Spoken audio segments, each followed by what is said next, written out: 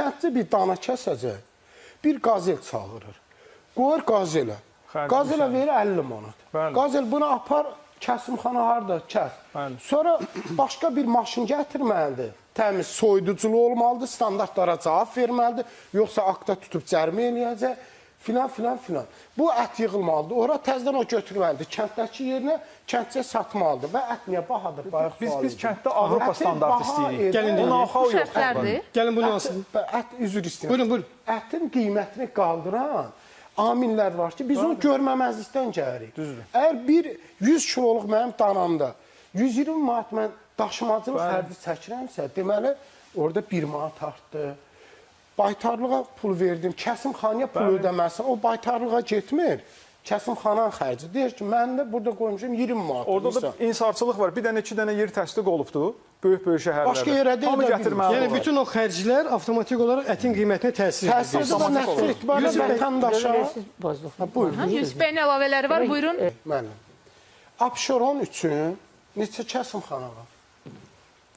Bakıda Abşeronda... Abşeron, tək Abşeron. Bax, Xırdalanda.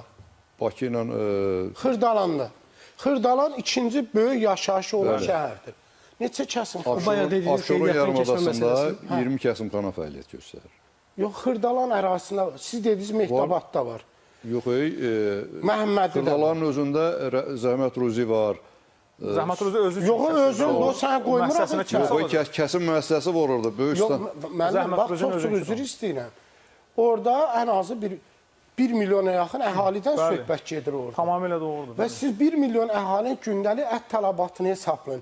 O halal Zəhmət Ruzi deyirsiniz. Oraya heç o malı yığsan sığdırmaq olmaz. Bir də o kəsməyəcək başqası üçün. Onun özünün böyük müəssisəsi var. Düşünün, bir dənə Qurtuluş 93 yaşayış kompleksində 8 dənə qəssabxana var. Nə qədər də insan yaşayır.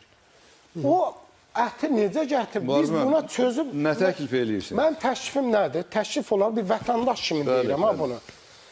İnsan sayına görə kəsimxanalar təyin olunmalı. Yox, bilirsiniz nə təbii? Bugün Bakı 5 milyon... Özəl sektor eləməlidir bunu. Özəl sektor eləməlidir. Amma elə xahiş eləyirdik. Qida Təhlükəsizlik Agentliyinin vəzifəsi, metodik köməklik göstərməkdir.